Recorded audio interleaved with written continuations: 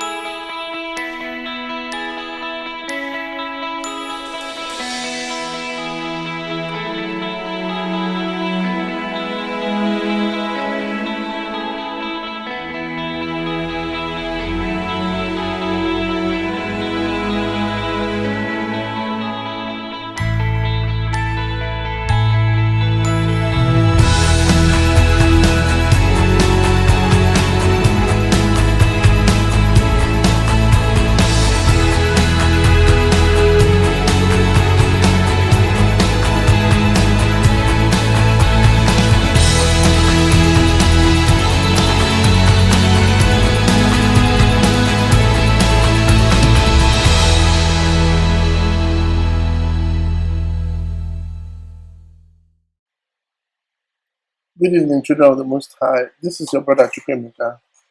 I hope everyone is in good health and in peace wherever they are today. This is the period for the Feast of Tabernacle. According to the Hebrew calendar, in the year 2019, the Feast of Tabernacle will run from today, which is the 29th of September, all the way to the 6th of October.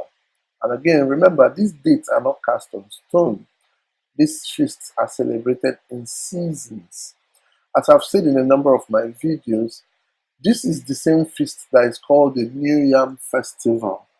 Remember, children of the Most High, for those of you who have seen the video where I explained the Igbo feast, the biblical origin of the feast in Igbo land, I said that the New Yam Festival, the way we celebrate it in Igbo land, is that we don't eat yam until this feast is done, until it is offered as a sacrifice before we eat it. That is the law in Igbo land. That's why we celebrate New Yam Festival by this time. For those of you who know, New Yam, first of all, the name New Yam Festival is not the Igbo name. That is an English name. Some English people gave it that name. It is not the Igbo name for it. And generally in Igbo land, we don't harvest yam by this time. However, our neighbors, people from Igala, people from Edo and other areas, they harvest yam by this time.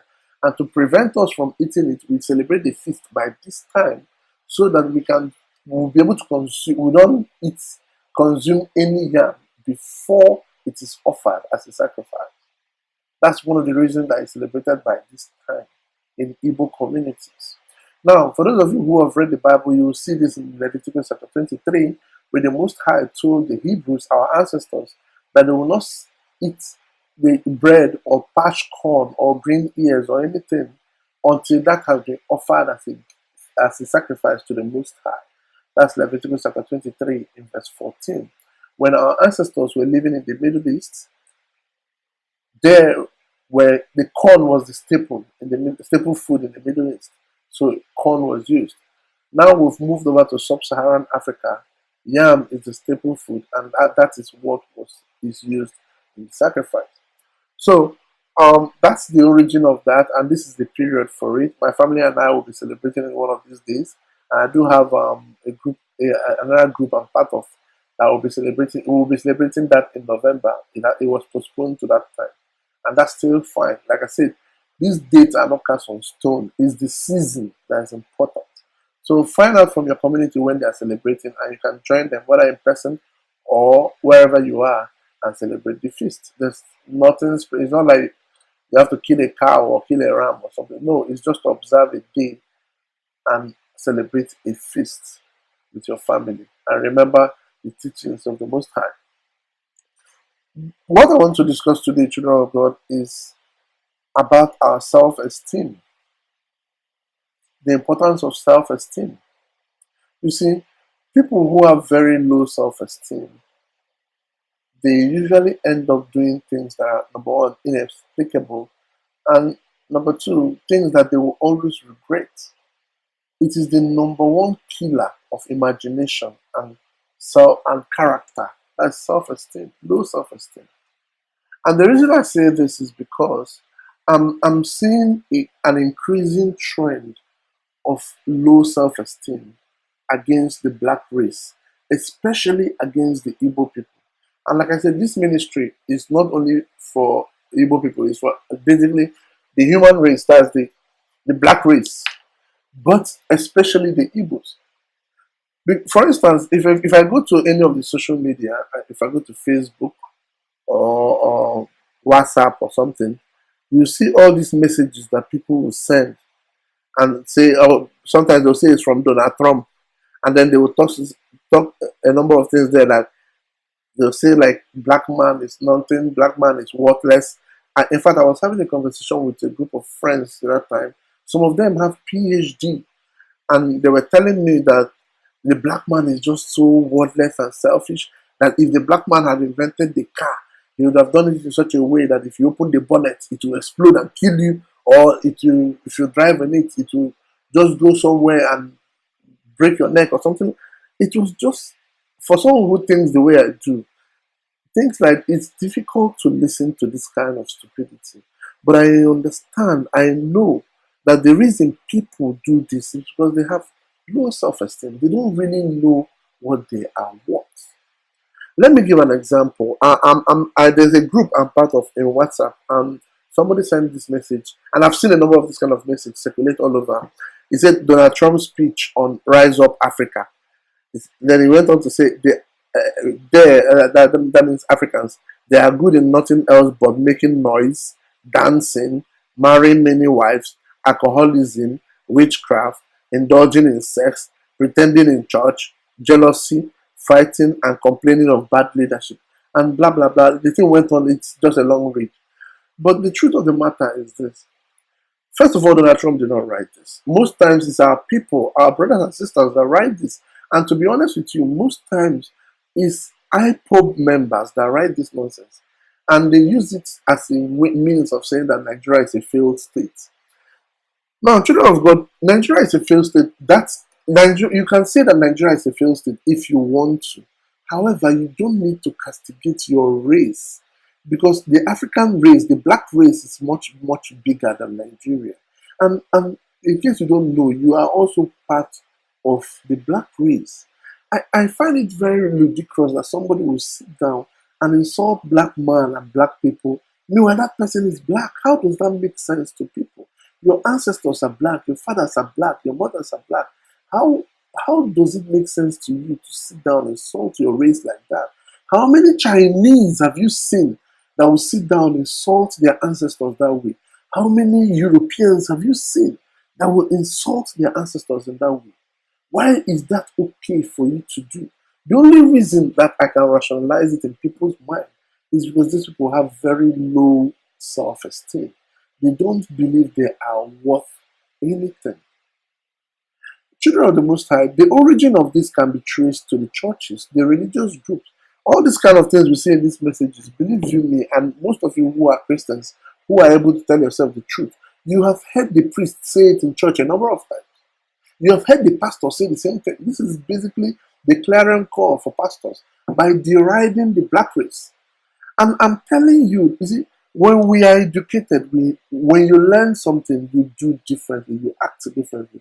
I'm telling you here and now that these things the priest or whoever is telling you or writing this novel, this is straight from the colonial masters. They teach you that your people are nothing. Remember when we were in primary school, where if you speak Igbo language in class, they will flog you? That is where these things come from. We have been educated by these demons, by our colonial masters, to see our homeland or see our ancestors as nothing but losers. They have inculcated low self esteem in us. And that is why, if you see a young man that is a Christian and another young man that is a traditionalist, the traditionalist young man will have much more self confidence than the one that is a Christian. Because these people have beaten low self esteem into our brains. And that is part of the colonial master. That's not what the Most High say. It's part of the playbook of the colonial masters. Unfortunately, too, people like IPOP, organizations like IPOB are part of this. When I was listening to Nnamdi Kanu's broadcast, or maybe by his apostles, they keep telling you how the black man is useless, how black man is this, and they say this to deride the nation. They say this to portray the fact that their belief that Nigeria is a failed state. But this is abuse. This organization, this IPOP organization, is abusing our people. With this level of wickedness, are you telling me that Satan is not a black man? Is that what you're telling me?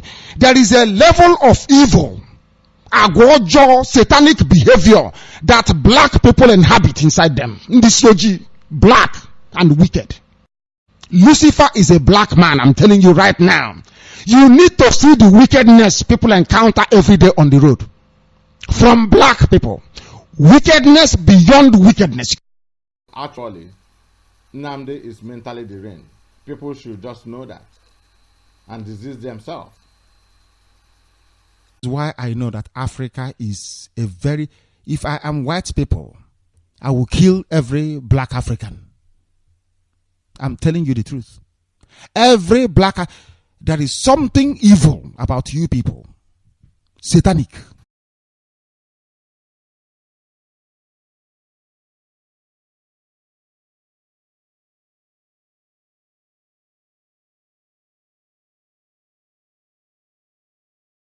Okay, they are giving our people low self-esteem, making our people feel worthless, and that is not good for you. It's not good for you. It's not good for your community. We need to understand our contribution to this planet. We need to understand what our people have done to civilization. Whether they taught us that in school or not is irrelevant. We have contributed immensely to civilization. It is the objective of the racists not to teach us this. It is their objective not to teach us what our fathers did. You go to school tomorrow, they teach you about Napoleon Bonaparte, they teach you about Confucius in China, they'll teach you about all these Europeans that do all these great things. In a way, they will tell you that every good things in life, every good songs in life came from the white man, and the black men have done nothing. And we imbibe this knowledge and we believe it. First of all, it's a lie. It's a big lie. If you look at every great invention in life, there is a black man behind it somewhere, both in electricity, in computing, in agriculture, in any industry. Our people have been pioneers in this. And these things have been stolen from them by some white guy, and then they put a white man's name. It still goes on till this very day. There is a concerted effort by the racists not to highlight the achievement of the black race. That is why when you know this, you know clearly that the objective of these people is to exterminate us, to completely wipe us out, because they don't attribute anything to us. This is planned, okay? When you see people say something like this, they are not giving you original thoughts. They are just broadcasting what they have been trained to do, to see themselves and their ancestors as nothing but a bunch of losers who just sat down and drank wine. That's what they want you to see your ancestors as, a bunch of losers who had 50 wives and were drinking wine up and down. Those of you who are educated, you should not be part of, you should study, read your own history, ask questions, and find out that your ancestors were much better than these demons that came here. Our people are good. That's why we're in this situation. If our people were not good, if our people were as demonic as these people, we won't be in this situation. Our people are good people that have achieved a lot and contributed a lot to civilization. Go and find out what we contributed to civilization. Books have been written about that. Just because they don't teach you in school does not mean that that's not true. Children of the Most High, please do not be part of these abusers. These people, like IPOB and the religious organizations, these people are here to abuse you. It's an abuse you are going through. If you talk to anybody that has been in an abusive relationship, they will tell you clearly that it's not even by beating, like maybe their boyfriends were not even beating them up, but verbal abuse, telling them they are worth nothing. And if you keep telling a girl that she's worth nothing, she will believe it, and before you know it, she will be a slave, like a slave to you. Most girls that have been in an abusive relationship can relate with this. Most girls that have, let's say, retired from pornography or prostitution, they will tell you that the number one reason they did that is because they had low self-esteem. They had low self-esteem, and so they were looking for attention no matter where it came from. This is an abusive relationship that the colonial masters brought here, and these people had just picked it up and ran with it. And they will tell you that the black man is nothing but just doing witchcraft and dancing and drinking alcohol. Really? Did we invent alcohol? The Europeans basically conquered the world with gin and whiskey. So, but it's sad that those of us who are educated, who are supposed to see beyond the rows of the racists and the colonial masters, we don't really see these things. We just believe it. Because when we go to churches, we're not going there to think like human beings or to engage our brains. We're going there to believe whatever the pastors say. And these pastors have been trained by those who have been trained by racists. So they'll just give you the same, regurgitate the same racial slurs that we ingest. You listen to these people, this IPOP broadcast. I mean, I know that a lot of IPOP people will be up in arms in the comment section, and that's fine. But the only thing they tell you about is how useless a black man is. That is why, you remember when early in the year when Donald Trump, was it early last year, when Donald Trump said that Africa is filled with shithole nation. It was an Igbo man, an IPOP member, that came out and said, yes, that's true, and co-signed that statement. How can you value your hometown so low? When I was living in Port Harcourt, I was working in the company, and there were a number of white people in that company. It was basically an oil company before. I was working there, and I worked with a number of white guys. And when I asked them to describe their hometown, you know what they would tell me? They would say, "Oh, it's a small town, beautiful, pristine, serene. Everybody knows each other, and blah blah blah." Those are the words they use to describe their hometown. Brother and sister, go and ask any Igbo man or Igbo woman to describe his village. You know what he will tell you? It's dry. Nothing is happening. They are just there. The girls are just getting pregnant. The boys are just pushing women up and down. That is how we describe our hometown. This is low self-esteem. We do not value our hometown. We do not value where we come from.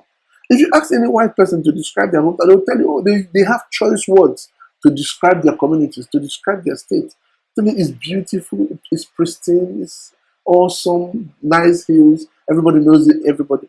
But those of you who have traveled to Obodo Oyibo, you know that's not true. That's not true. Nobody cares about anybody there in those countries. Nobody cares. You can be dying of thirst on the street and nobody will look at you. You just die there. But in our communities, that's not the case. If someone is in danger, everybody runs out to help. How come we don't speak good of our community? How come we don't just tell the truth of our community? I was in the car one day. We're in Oka, going from Oka to Nibo.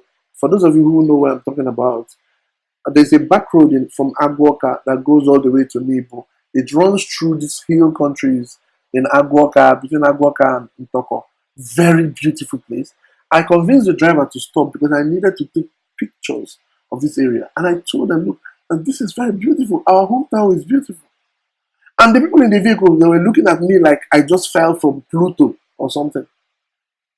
They were just looking, they were surprised, they were shocked. They have never seen, they even sat down to contemplate the, the idea that the word beauty should be associated with these locations. Those of you who are from Enugu State, those of you who are from Cross River State, these areas are marvelous. The spectacle of the landscape is marvelous. If you're driving across those areas, you see how beautiful our hometown is. How come we don't value these things? It's because we've been trained to see this place as nothing. See, basically, children of God, the formula for colonialism is this: teach the children not to look inwards for solutions. That is the formula for colonialism. They teach us, the children of wherever they colonize, not to look at our home at all, but to look outside. That's why if you go to church, they will tell you that God is in the sky, in heaven somewhere. If I want to steal your resources, I'll tell you that God is in the sky. And while you're busy looking up in the sky, I take the resources and go. And that's what's going on. That's basically the number one rule of colonialism. Meanwhile, in the Bible, in the scriptures, the Most High told us clearly that the land is responsible for our morality. That is why in our culture, in Igbo land, the ancestors will tell you, Badanyan, Leluanyan, keep your eye on the ground, keep your eye on the land. If you have two people, well, if you have a child that is wise and smart and astute, the way we describe such child in Igbo language is Onyanya Lulani, Anya Lugani. That means your eye is on the ground. But if you have a child that's completely useless and does not really pay attention or doesn't really contribute to anything, you say that Anya Dinelu, that means their eye is in the sky. Children of God, this is why I said we should return to the ways of our fathers. Our fathers left the knowledge for us to learn from. Keep your eye on the ground. That means that is something wise to do. But when you keep your eye in the sky, first of all, you're looking at nothing. There's nothing there. The Most High has handed everything over to the land. Your eye should be on the ground. That's the words our ancestors used to describe people who are supposed to be wise and pay attention to their environment. But we have been trained by racist colonial masters, by these demons and vampires who come here and train us to be looking at the skies. And when we're busy looking at the skies, people that are doing Alakoba will be fighting with people that are doing Jehovah Witness, are doing Sorobi and Saraka, are doing Catholic. We'll not be fighting each other and they're taking our resources and going. You know, the most I really want to point this out because it's important that we know this, okay? Raise your self-esteem. Believe in what the Most High has given you the ability to achieve. Value your people. This is the reason why some of our sisters will go and bleach their skin, not knowing that people with darker skin are even much more beautiful and much more durable than those with whiter skin. I mean, when I was working with these white people, looking at their skin, even I even wanted to throw up. Because it's not the way it looks on television. No? If you see them real life, with all the freckles and dots on there, you want to throw up. So why would anyone go and bleach their beautiful black skin for that? It's because of the way we've been trained. Okay? Emancipate yourself from this way of thinking, from the training you've received. Realize that you were trained not by those who love you, but by those who hate you. And go back to the ways of your father. Look at the ways your fathers did things. Therein lies your wisdom. Therein lies your salvation. And may the Most High of Majesty guide us back. Salam.